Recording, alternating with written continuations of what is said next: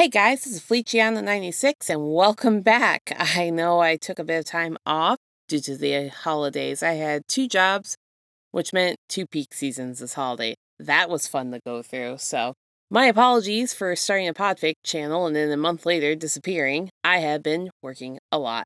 Today we are covering The Final 10 Days by Kiyo Miyasaku.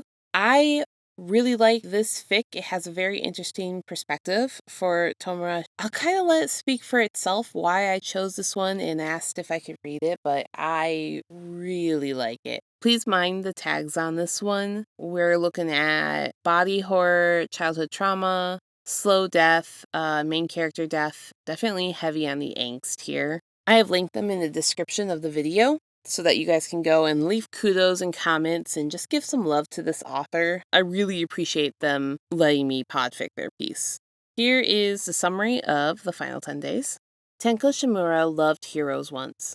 He loved the brightness, the clean rescues, the way capes moved like a promise in the wind.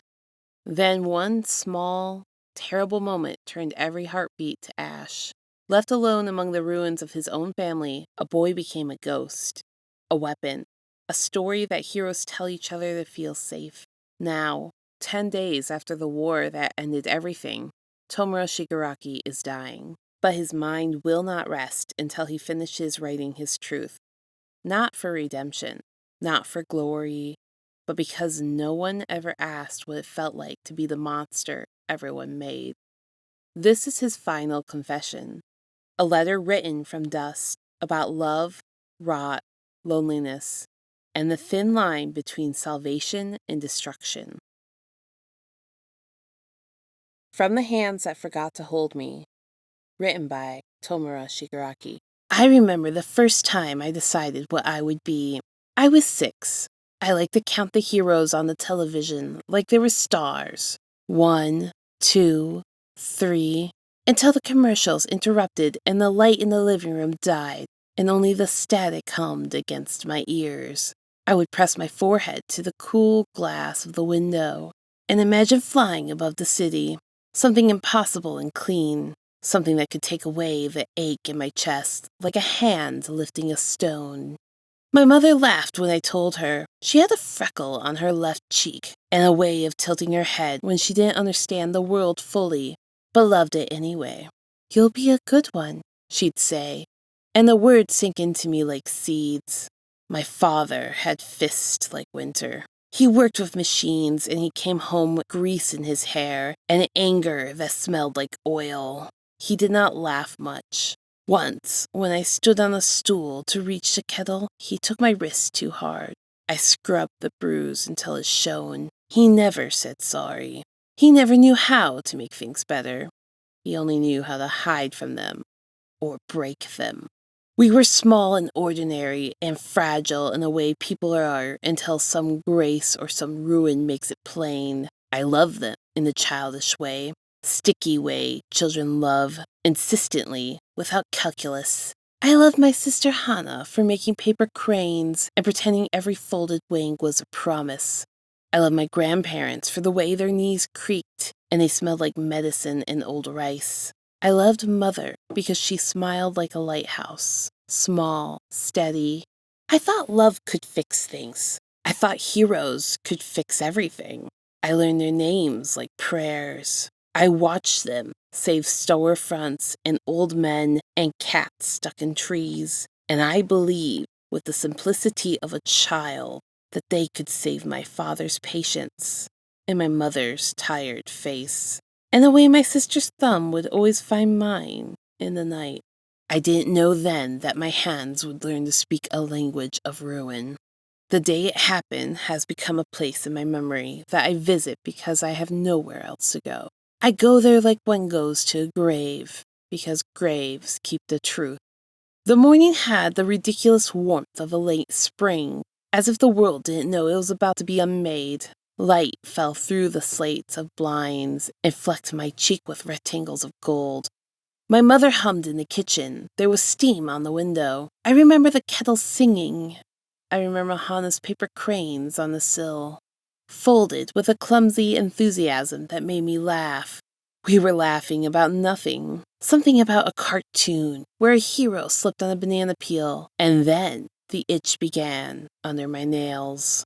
It had been there for months, sometimes like pins, sometimes like a moth trapped in glue. I thought about heroes. I thought about holding Hana's hand to steady her when she crossed the street. I reached for her to point at something. I only wanted to feel something ordinary. My fingers brushed her arm, and the world snapped like glass. Her skin, her smile, crumbled beneath my touch. It was not an instant flash. It loosened like dust from an old statue, like a breath evaporating. Her laugh halted mid-note. Her cheeks crumpled in a way that looked like sleep but held no life. I pressed my palms to her, and she became sand, grains trickling through my fingers, through my wrist, through everything I had ever loved. I remember the sound because there was a sound, not silence. Like tiny bones grinding soft as flour. I remember standing in a circle of what used to be people and not understanding that the air in the room had changed its weight. I remember my father staring at me with a face I had never seen, all the warmth pulled out of him until there was only a hinge of shock. What? He said. His voice broke. I don't know if he hated me more for what I had done or the helplessness in his own hands. He raised his hand as if to push me away, and I raised mine without thinking, because instinct is cruel, and the quirk that lives in my fingers is older and meaner than I am.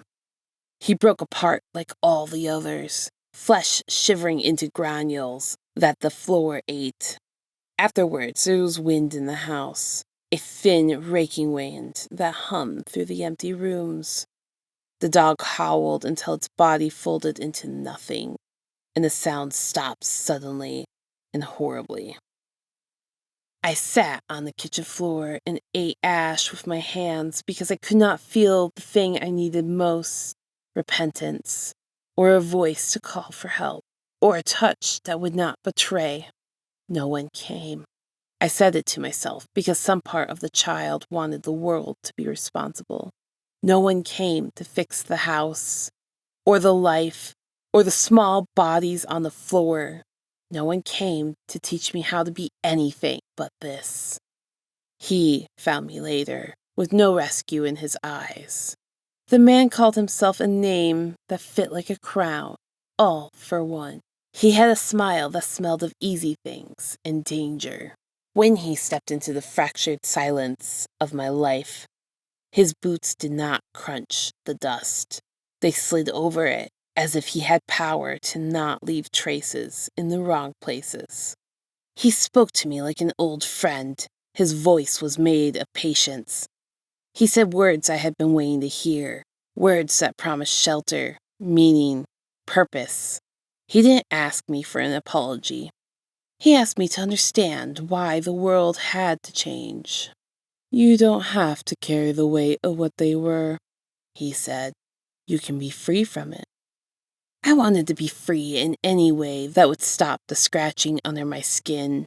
He offered what I had not known existed, a philosophy and a hand and a place to sleep that did not feel like an accusation.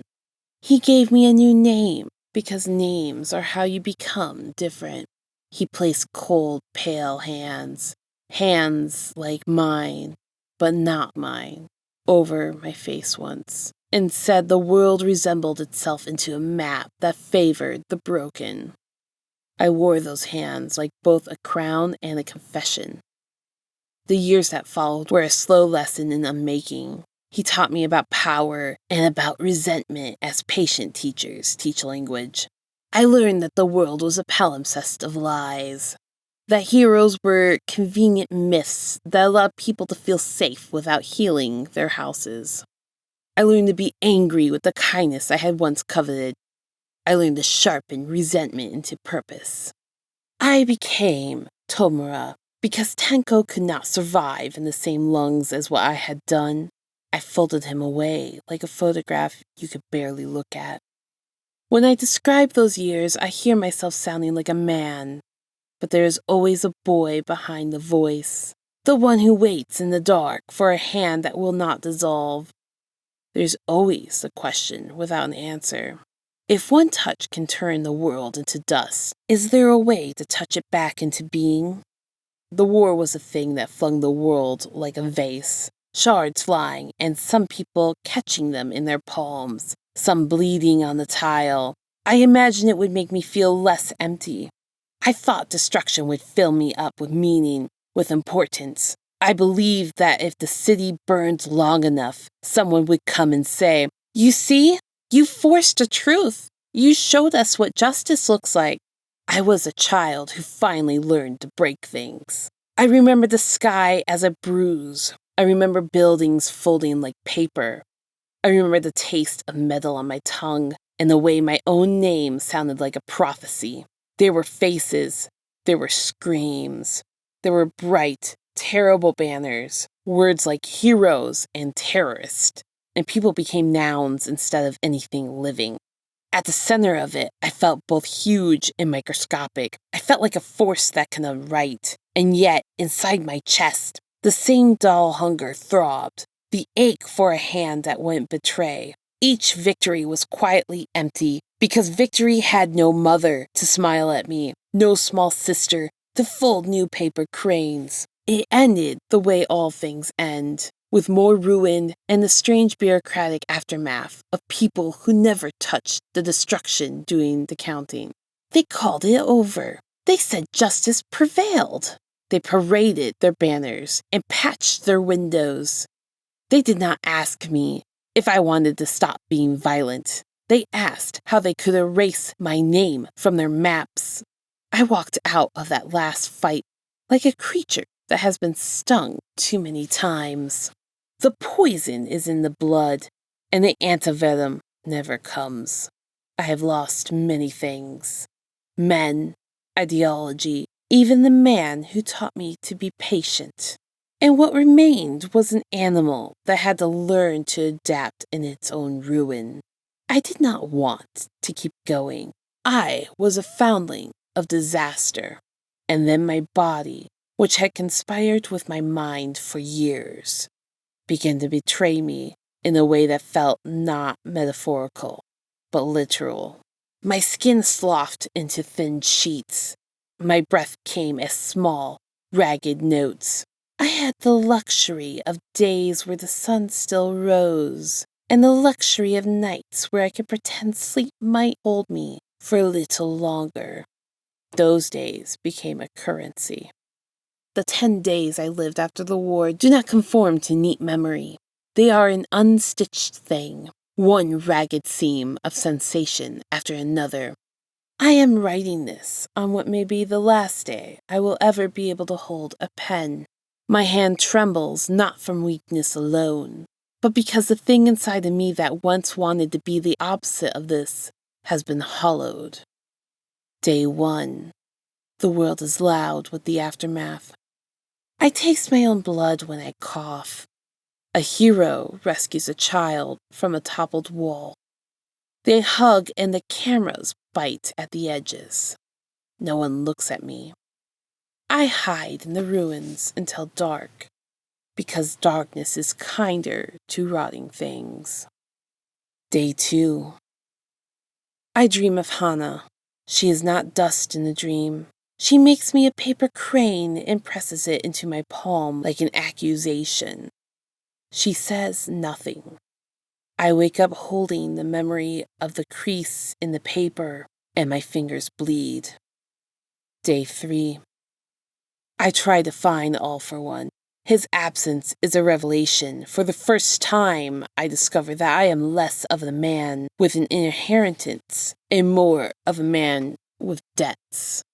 The city is full of people who owe him nothing and owe me less. I vomit up a handful of ash that tastes like the kitchens of my childhood. Day 4. Pain becomes the only honest thing. My skin peels in translucent maps, and I watch the world through the window of my own failing body. I curse them, The heroes, the mothers, the people who smiled and pretended nothing had happened. But curses are cheap. They fall away like the flaking skin. Day 5. A child approaches me in the alleyway. He looks at my hands, those hands, and does not scream. He asks if I am a monster. For the first time in my life, I do not know how to answer. I tell him the truth, that I used to want to be something else. He walks away, and I feel the exact hollow of shame. Day 6. I bleed from my mouth. I begin to taste rust in everything. I write letters that no one will receive.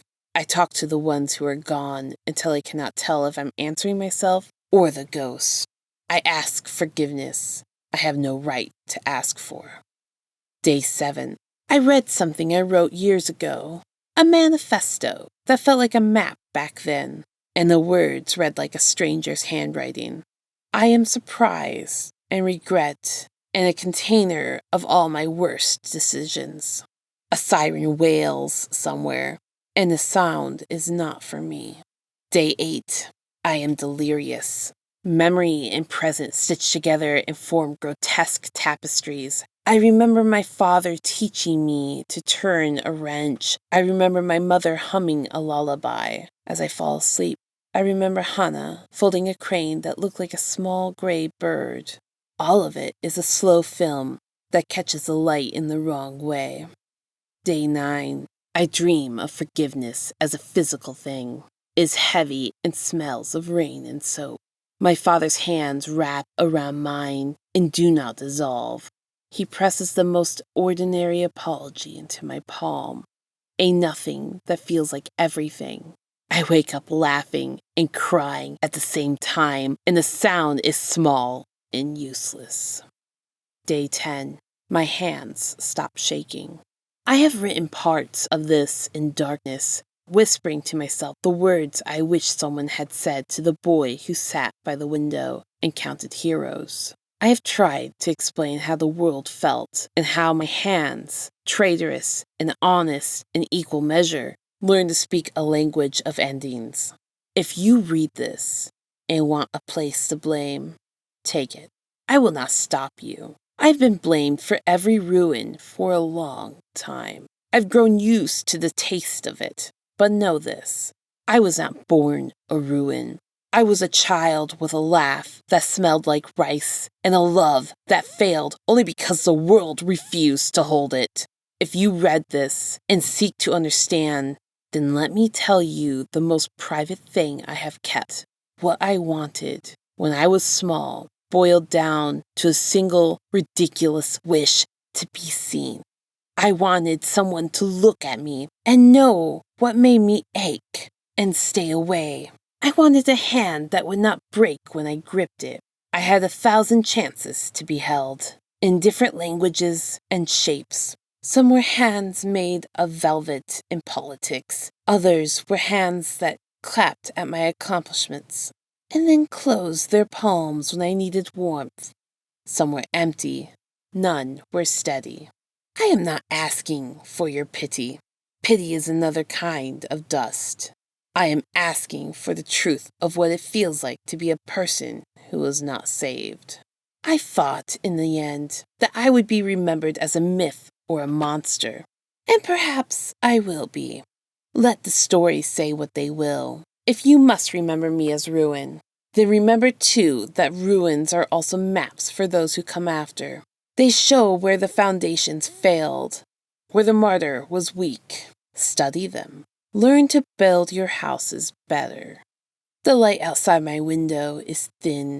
My breath is a small animal that grows quieter with each inhale. My hands, once instruments of destruction and memory, are now only slow machinery that will stop. I have nothing else to offer the world but this. The true shape of a boy who broke and a man who tried in his last hours to confess. For Hana, who never stopped folding hope into paper even when the world made it ridiculous to try. If anything of me survives, let it be the knowledge that I still loved her. For mother and father and the dog, and the grandparents, and the people who loved me poorly, and those who loved me well. I kept your faces in my pockets like contraband until the last. If you are a person who holds another's hand, if you are a voice that can stay, if you are a shoulder and you are steady, do not walk away. The world is heavy and small, and there are children like the one I used to be who will knot their fingers around nothing and call it safety. I am tired now. The itch has gone. I will not make a grand apology.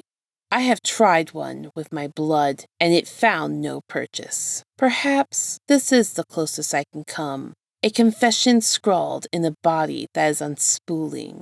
Tell them I was Tenko first. Tell them he wanted to be a hero. Tell them he failed.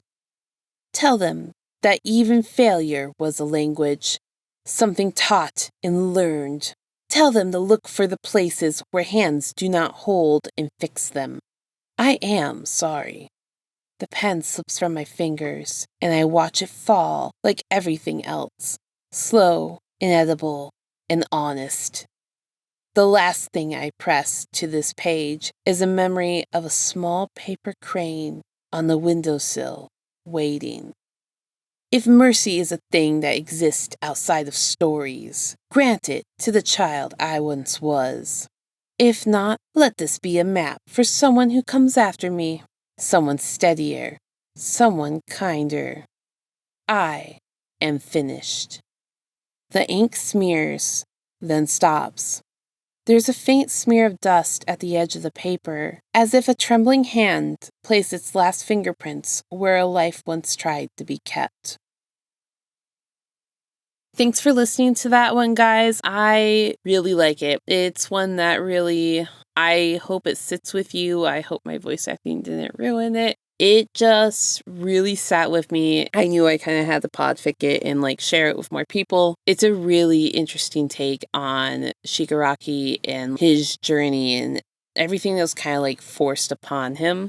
It's a very interesting take about how in the end, really all he wanted was just a place to belong without destroying things. And I think that's honestly what he really wanted. And I think this person did a really great job of deep diving into his brain, and it really just sits with you. I also think it's appropriate that I recorded it during the rain and wind. I think those are both appropriate background sounds if you guys end up hearing them. With that being said, please make sure to go over to AO3 and give some love and kudos to this author. Give them plenty of comments. Try to boost this fic. At the time of recording, it doesn't have that many hits on it. Yeah, it's only got 61 hits, which is insane. This fic is really good, and it needs more love and attention. Please help me spread that love and attention and get some views on this person's work. Thank you again, Kiyomisaku, for letting me record your work. With that, I will see you guys in the next one.